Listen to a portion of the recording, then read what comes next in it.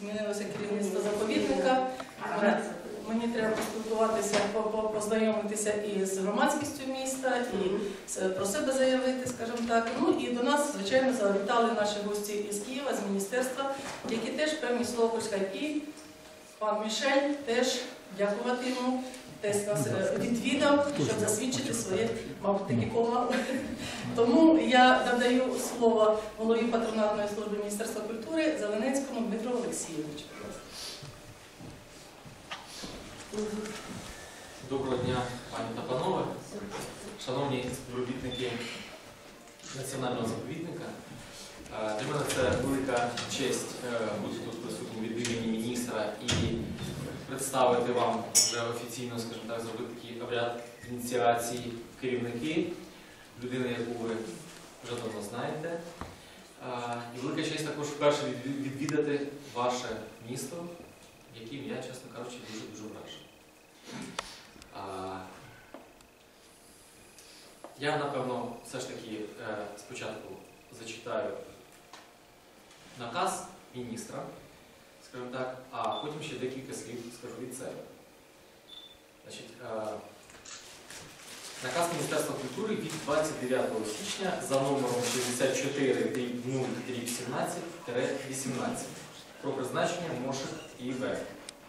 Відповідно до статті 21 Закону України про культуру та протоколу засідання конкурсної комісії з повторного конкурсного добору на посаду генерального директора Національного заповідника Глухів від 11 січня 2018 року за номером 2 наказую призначити Мошик Ірину Вікторівну 30 січня 2018 року на посаду генерального директора Національного заповідника Глухів за контрактом як таку, що стала переможцем конкурсного відбору.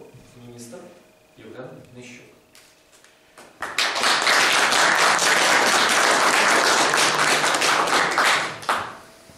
Я хочу сказати, що цей конкурсний добір тривав надзвичайно довго. Поки що у нас немає іншого переможця по жодному закладу культури або заповіднику, де такий би конкурсний добір тривав, вважайте, рік з моменту його оголошення. Але хочу зазначити, що це була реальна конкурсна боротьба і обрано людину насправді дійсно достойно. Мене тішить те, що цю людину ви вже давно знаєте. Це людина не рекомендована з Києва, вона не з області, вона ваша місцева, вона працівник. Їй не знадобиться, їй ми не будемо давати фору в півроку, в рік, для того, щоб вона змогла адаптуватися, прийняти справу і тому подібне. Людина знає всі проблеми. Вона живе своєю роботою. Ми вдячні, що ви підтримуєте її, і я сподіваюся, що це також полегшить її влиття вже як в колектив в статусі керівника. Хочеться подякувати відповідно і попередньому керівництву за попередньо зроблену роботу. Хочеться також і подякувати за підтримку місцевій владі в особі пана Мішеля. І ми сподіваємося, що місцева влада докладе максимально зусиль для того, щоб і надалі процвітав не тільки цей заклад, а й взагалі ваше місто. Я був вкрай здивований, що відсутні туристичні маршрути до вашого міста. Взагалі? Ну, взагалі, так. І я думаю, що я зі свого боку максимально долучу всіляких зусиль для того, щоб вийти на певний рівень, тому що ми пройшлися по вашому музею, тут реально є що подивитись і є чим пишатись. Власне, я вам хочу побажати успіхів, творчих успіхів. Хочу побажати вам соломонової мудрості в керуванні цим закладом і у співпраці з колективом. І я сподіваюся, що те, що ви написали як програму вашу майбутню, то цим, власне, ви обмежили, це ви написали свою програму, за яку ви тепер маєте відповідати. Я сподіваюся, що кожен пункт буде виконаний. Ще також хочеться вірити, що ви зможете зробити ще більше. Дякую. Всього самого найкращого.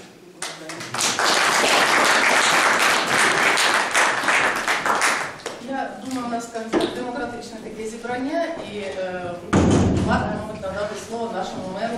пану Мішелю. Дякую.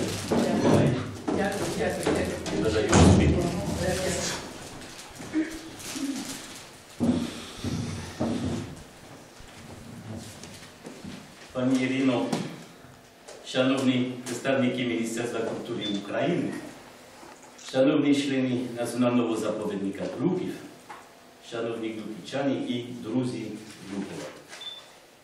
Для мене сьогодні знаменний і важливий день в новітній історії Глухова.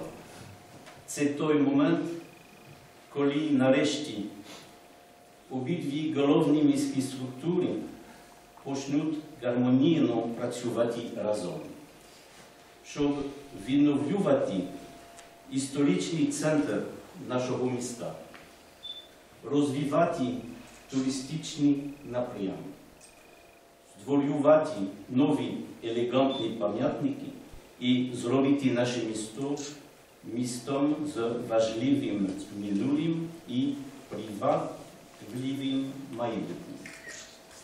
Разом ми можемо зробити багато, і ця велика робота по відновленню Глухова втретє після двох катастроф.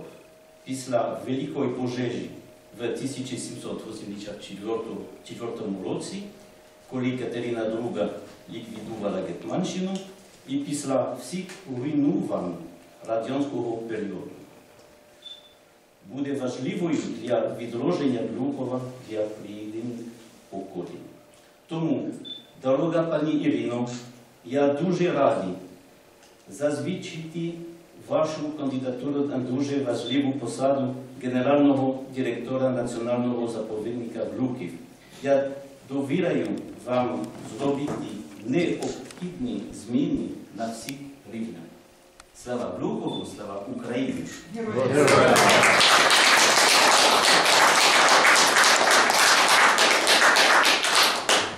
Ще раз. Я хочу зазначити, що ми з паном Мішелем вже почали працювати ще до всіх цих офіційних, скажімо, представлень, тому що у нас роботи багато і чекати нема коли. Тому ми вже зустрічалися неодноразово, у нас є спільні напрацьовки, ми дивимося в одному напрямку, тому думаю, що і далі будемо співпрацювати. До нас завітали гості з Києва, мої тепер уже наші колеги, це директора заповідників Неля Михайлівна Буковальська. Прошу вас.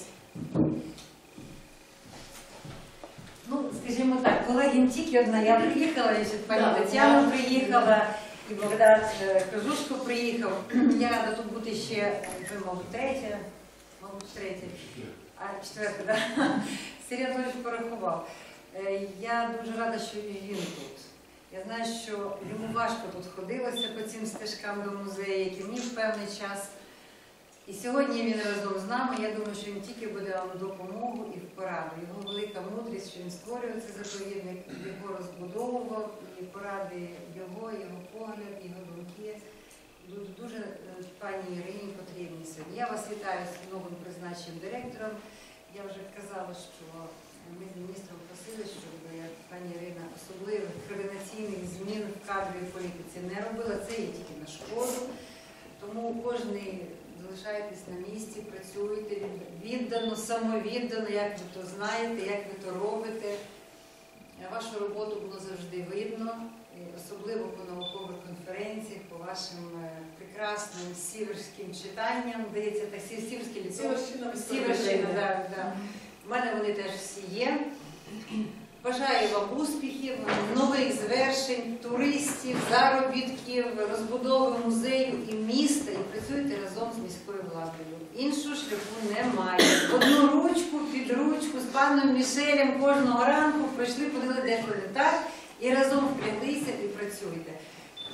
Ми тут ще приїхали з подарунками від міністерства і від нас, від всіх. Ми тут зібрали колекцію наших наукових доробок, вони тут всі є. Ми постаралися всі наші читання, які ми робили, дуже багато наукового матеріалу, є, до речі, і ваші публікації, із блогів, учені. О, дивіться, це ми зібрали все, що зараз ми робимо його Вахівським. І останнє, буквально, воно ще фарбою пахне, Кримські Євангелія Анни Ярославівни. Так, і ще ось прекрасний календар з нашими пам'ятками. Які тут різні. Ну, звичайно, яка пам'ятка перша? Хто догадається? А вже лютий, що на лютому? А на лютому, а вже лютий. А на лютому у нас Лавра. Лавра щось аж 2. Дуже гарно Це саме основне, що ми робимо пам'яті. І ця книжечка Римські Євангелія випущена за кошти канадійців, українців, які живуть в Канаді. Що таке Римські Євангелія? Це та книжка, з якою Анна Ярославівна поїхала до Франції, вийшла заміж за Генріха I Катерини. На ній прикладалися ці французькі кри. Правильно ми говорили? Воно знаходиться зараз в Реймсі, і отримали ми буквально тижнів 2 назад офіційний дозвіл на факсимільне видання. Тому що це не факсимільне видання, це просто така науково-популярна книжка, де описано, хто така Анна, Софія і так далі. А будемо робити факсимільне видання народне. Хочемо збирати гроші з України. Я вам дарую, я вам зобов'язуюся обов'язково.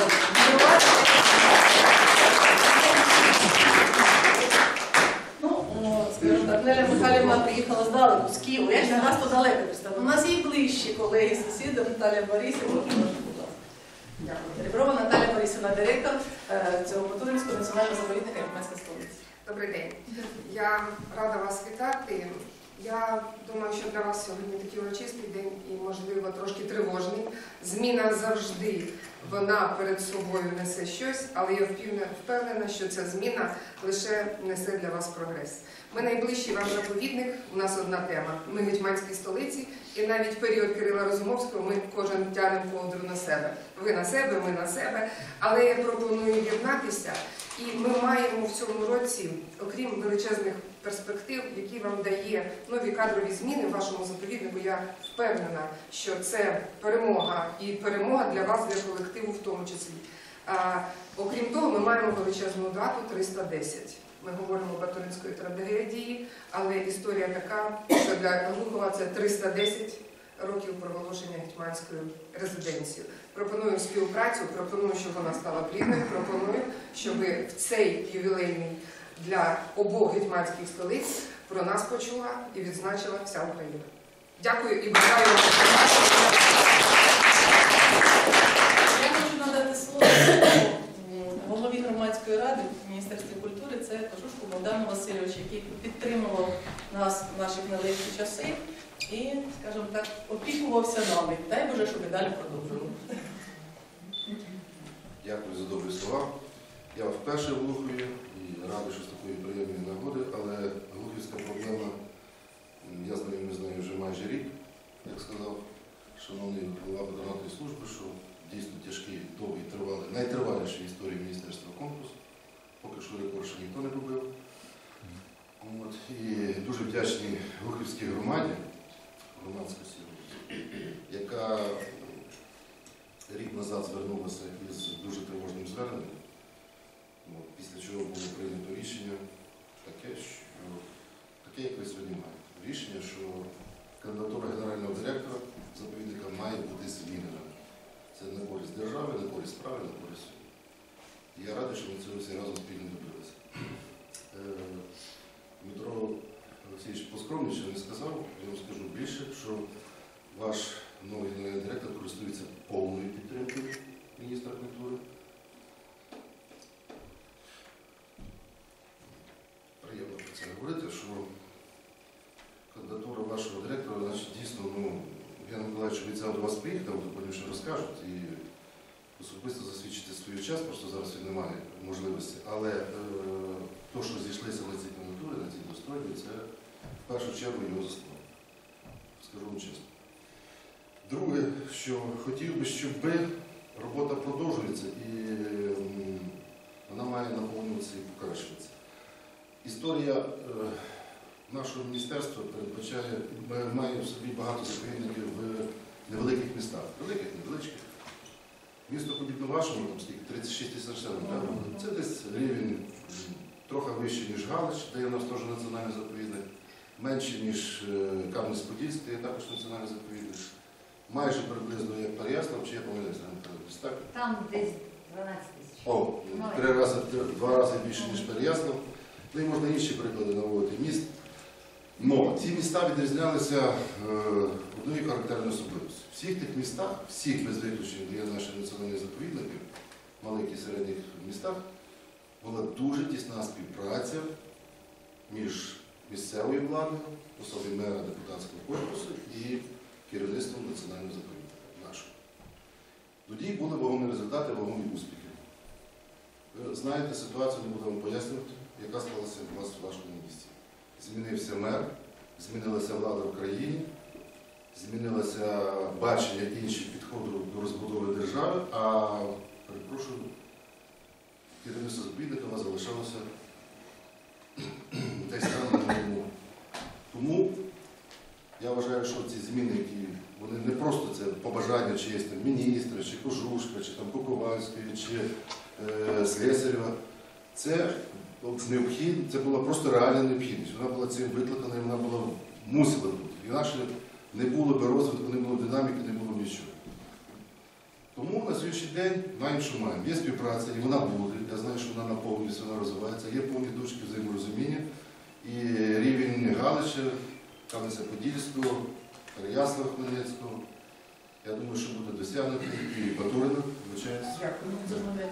Я ж забув про другу гетьманську столицю. Я думаю, що ви його досягнете і ми ще про це все почуємо, побачимо. Далі хочу зразу сказати, користуючись моментом, дуже серйозні кошти виділені в Міністерстві культури на проведення реставраційних робіт на пам'ятках. І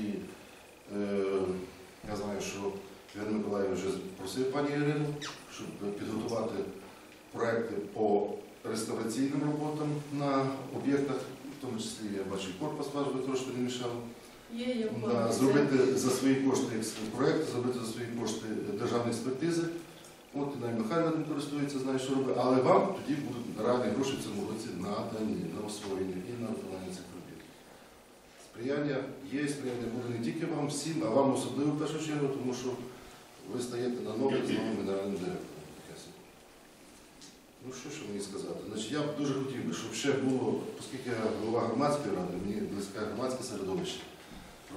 Я дуже би просив, я знаю, що пана Мішеля створена громадська рада при виконавчому комітеті міської ради.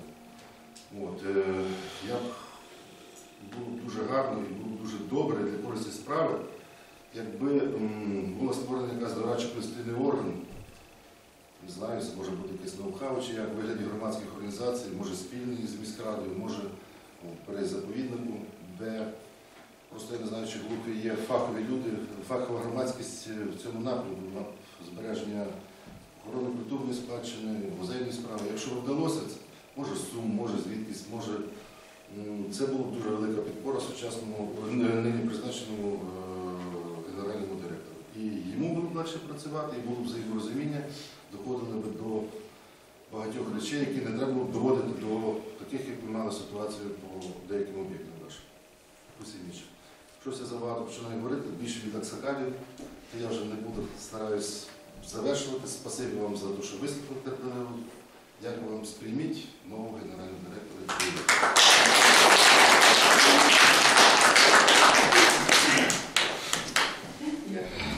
Я ще хотіла, звичайно, надати слово, скажімо так, людині, яка починала працювати майже з нуля в цьому заповіднику і дуже багато зробила для того, щоб заповідник відбувся.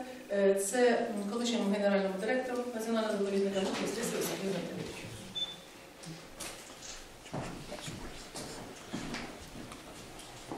Шановна Ірина Вікторівна, високоповажні гості, мій незабутній колектив. На чисто людське таке відчуття я знову повернувся додому. Це не дуже емоційне таке, знаєте, відчуття. Сьогодні дуже багато слів на честь Ірини Вікторівни. Я не хочу на першому етапі захвалювати цю людину. Але як людина, яка має освітянську освіту, педагогічну освіту, я хочу сказати, що це яскравий приклад самотужки людина здобула освіту дуже суттєво, серйозно. В Київському національному університеті рік навчання в аспірантурі. 3. 3, вибачте. 3. Далі. Отримання здобуття ученого ступеня кандидата історичних наук. І це на тлі того, що це почалося з дитинства і на сьогоднішній рік має зрілий вік. Для мене особисто зрілий вік – це мудрість, це поєднання досвіду. Тому я сьогодні скажу про те, що їй на старті буде набагато легше, ніж колись було мені. 11 років вона в цьому колективі, вона набагато краще, ніж інші, знає кожну людину, її професіональні якості, людські якості. Головне для мене – це людина не здатна на зраду. Я це відчув на собі. Я це відчув на собі. Тому це дуже... А ще вам дуже буде важко, це з свого досвіду скажу, бути керівником – це дуже відповідально, але бути керівником гуманітарної сфери. А ще в цій гуманітарній сфері є пам'яткоохоронна діяльність. Бо сьогодні кожна розумна людина розуміє, що таке спадщина історична. Це наш борг перед наступними поколіннями, які нашим дітям треба віддавати. І це ваша колективна праця, ваш принциповий підхід – це те, що вас буде розвивати. Юлія Михайлівна дуже вдало і влучно сказала, що і показала своєю присутністю Наталія Борисівна. Я особисто сьогодні телефонував Соболь Юрій Олексійович, це Чернігівський генеральний директор. Тобто сьогодні складається сіверська земля в надійних руках. І це дуже добре. Враховуючи 10 кілометрів від Росії-агресора, ми сьогодні знаходимося. Це дуже добре. Я теж знаю, що Євген Миколайович обіцяв і дуже хотів, каже, я дуже хочу приїхати Мішелі Глухів. Він пообіцяв Ірині Вікторівні, каже, працюйте з Він Мішелем. проявив ініціативу навіть. Навіть він проявив ініціативу, каже, для цього треба готуватися. Ось, треба ідею гарну, під які він навіть натякнув те, що трошки під цю ідею ще й гроші залучить собі. Коли на старті є така співпраця, вона вже проглядає. Я вам скажу свого досвіду, у мене завжди були нелегкі стосунки з мерами міст. Не тому, що хтось краще, хтось гірше. Ви розумієте, що посада генерального директора, це така відповідальна посада, вона регламентується законотворчою базою і розумінням сутності проблем. Від міста сьогодні за 3 роки як змінилося? Ви ж подивіться, коли пішли елементи незаконних рішень містобудівних, то перше зреагувала громадськість міста. Ви знаєте, для мене це був такий комплімент моральний. Громадськість міста піднялася. Колись секонд-хенд відкрили, гуманітарні домінанті.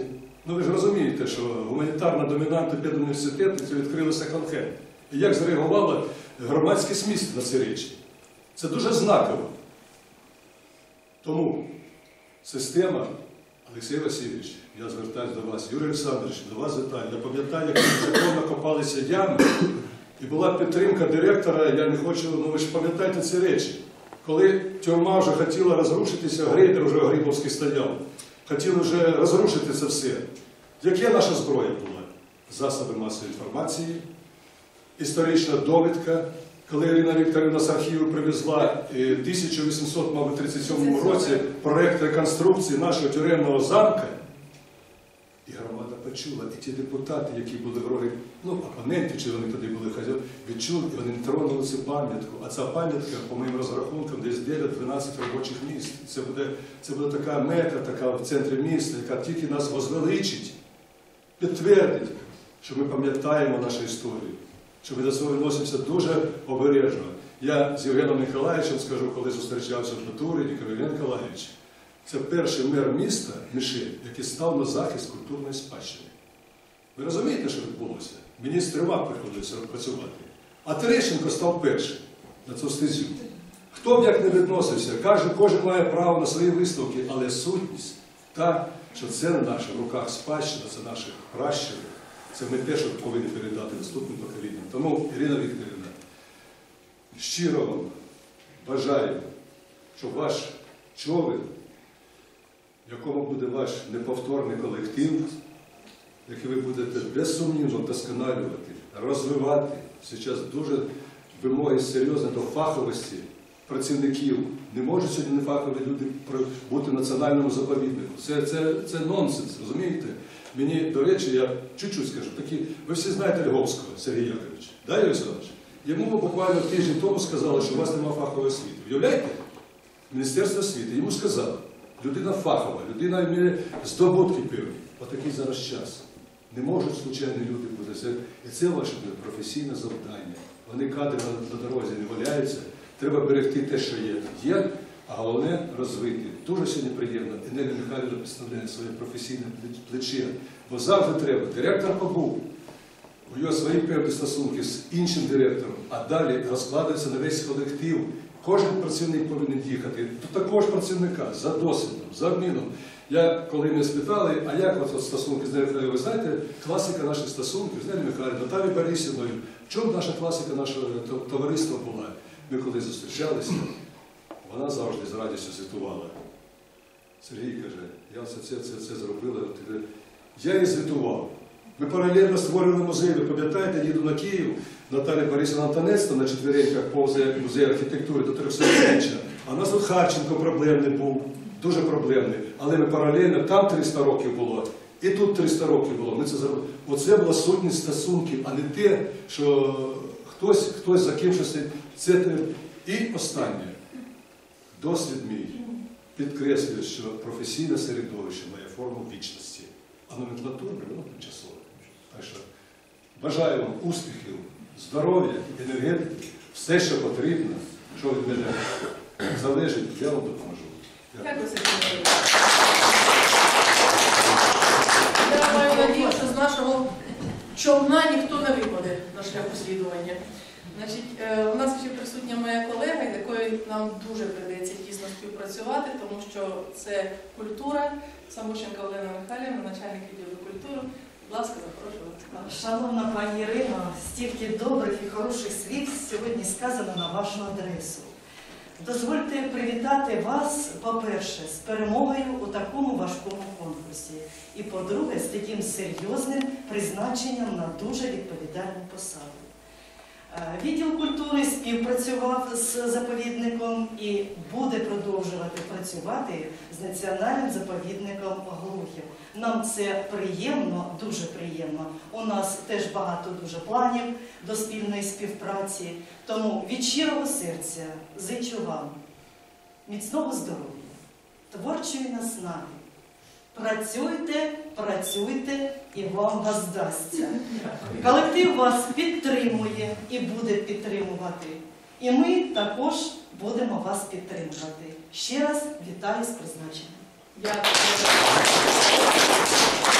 Нам дуже важливо, скажімо так, зараз співпрацювати з нашими колегами, тому що немає чиєїсь справи, вашої чи нашої. У нас є спільна справа, яку ми повинні просувати все далі і далі, і на цьому шляху роботи знаходити, скажімо, компроміси, знаходити можливості для співпраці, бо це на користь спільності нашої, на користь місту. І тому я дуже хочу, щоб це було. І буду намагатися максимально долучатися до таких можливостей і сама буду проявляти ініціативу. Це я вам обов'язково обіцяю. Ну і, звичайно, з вашого боку теж чекають також підтримку і навзаєм. Може, ще хтось хоче сказати якісь слова? Звичайно, можна. Заїка Віктор Володимирович, я думаю, всі його вже знають. В даній ситуації я хочу виступити як історик-консультант проєкту створення цього заповідника. У 94-му році ми його робили, потім захищали в Києві на Великий Житомирський проєкт. Це така особливість нашого заповідника, що ми спочатку створили всю документацію, а потім з'явився заповідник. Дехто навпаки, спочатку робить заповідник, потім робить документацію. З Інною Вікторівною ми знайомі вже Дуже давно. дуже давно, по самим різним, як то кажуть, посадам і іпостасям. З 88-го року. Да. Ось, і дай Боже, щоб з Глухова почалося. Те, що прозвучало сьогодні. Проблема нашої України – це те, що керівні посади починають ділитися політично. Договорники, хто щось і так далі. І починають люди сваритися між собою, ділитися і ставати друг проти друга. Це як вже депутат міської ради, можна сказати. Що нас рятує в Україні? Фахова призначеність. Люди, які стануть виконувати роботу, які почнуть вболівати за процеси, будуть знати, будуть вміти зупиняти, декого сказати, вибачте, ваші права, ваші плани і бажання не реалізуються. Ну і те, що тут прозвучало. У 87-му році мені довелося бути в Переяславі, маленькій такій групі, 5 душ, на зустрічі з Сікорським нашим, генієм. Тут інакше мене. Я тоді був, може, наймолодший в цій компанії. Ми сиділи, розмовляли. Він там скільки? 26 музеїв історії. 26. Що? 27. 26, я скажу. 27. Ну, один з сьомий це сам сказав. Це сам, ну, можливо. І він тоді сказав таку фразу, каже, ну що б я сам міг? Бо каже, перший секретар міського викликає кожен тиждень, що ти ще придумав? Що ти ще придумав? Ну, раз розкажи, що треба тобі допомогти? І коли дійсно йде така співпраця, взаємопорозуміння, і взаємовимоги, і взаємопретензії, безумовно. Ну і останнє, поки я ще депутат міської ради, всі ваші проєкти будуть.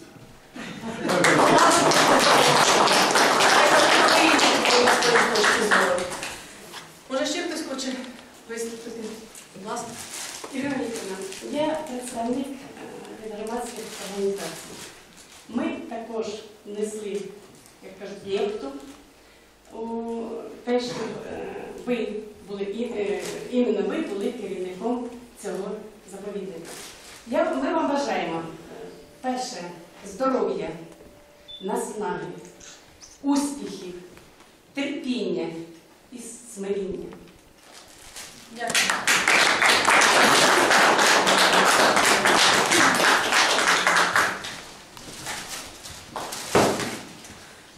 Я вас рада була всіх бачити. Дякую вам велике за добрі слова, за, скажімо так, за настанови, тому що вони необхідні в цій роботі.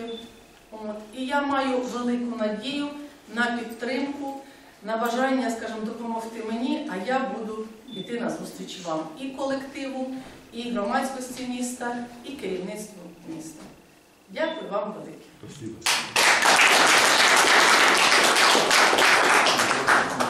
Ну, зараз можете пройти по музею, подивитися. Да, подивитися. У нас є подивитися і, будь ласка, Саша. Так, ви звичайно. Воздухоплавателі я теж не можу нічого розповісти. Це вже буде стосуватися тільки Другої світової війни, але там дуже багато нового.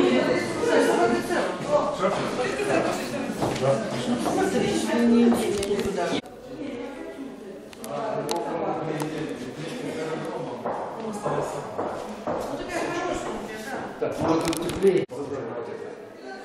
Ну, похоже, це не значить такі. Я не показував, Ні. точно не показував. Там є нюанси в ковки топора. От якщо глянути, ні,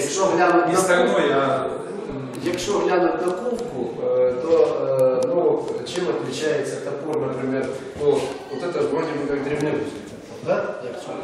Як нам малюють, їх на малюнках. Але залежить від того, який обушок, яка втулка, от вся та частина, це залежить від того датування. Тобто давньоруські сокири, вони трошечки інші. Хоча по формі є точно такі. А оце сокира десь 15-16 століття. Предмети побуту від неоліту, палеоліту, бронзового віку, ранній залізний вік, ранні слов'яни і рубіж нашої ери або ж часи антів. Якщо будуть запитання, я з радістю на кожне запитання ваше відповім, а зараз вас запрошую в зал Київської Русі. 1152 роком, але в цій згадці нічого не йде про заснування міста Глухова. Просто літописець описує похід московського князя Рюрика, який йде тоді через Новгород-Сіверське князівство воювати з Чернігівським князем. І літописець описує весь похід князя Рюрика і зазначає, що в 1152 році військо Рюрика залишається в місті Глухові, чекає половецької підмоги і далі рушає на Чернігівщину. Цей похід був невдалий, але завдяки цьому походу Глухів вперше згадують в літописах. Але наші дослідники вважають, що Глухів був заснований трішечки раніше. Не дуже, але трішечки. Отож, у 1095 році Володимир Мономах збирає своїх дітей у місті Любичі. Це було прикордонне місто між Київським та Чернігівським князівством. Мета цього з'їзду Мономаховичів було примирення князівської родини, тому що всі вели війни між собою, міждособні, і хотіли, звичайно, скинути свого батька із престола в Києві. І завдяки цьому з'їзду Мономаховичі домовляються, що вони роблять новий центр князювання, щоб у всіх було своє, і щоб у всіх були свої князівські трони. І таким центром стає Новгород-Сіверський. Завдяки створенню у сусіда князівського центру це князівство починає активно розростатися, колонізується лівий берег Десни, будується низка давньоруських фортець, і саме на початку 11 століття з'являється Глухівська фортеця, яка згодом розростеться, і зараз місто Глухів, воно майже таке ж саме, як і в часи 11-14 століття. Вже в той період був заселений і центральна частина міста, і Веригіна, і Червона Гірка, і Білополівка, і Радіонівка, де б не працювали наші дослідники, повсюди віднаходять прошарки Київської Русі.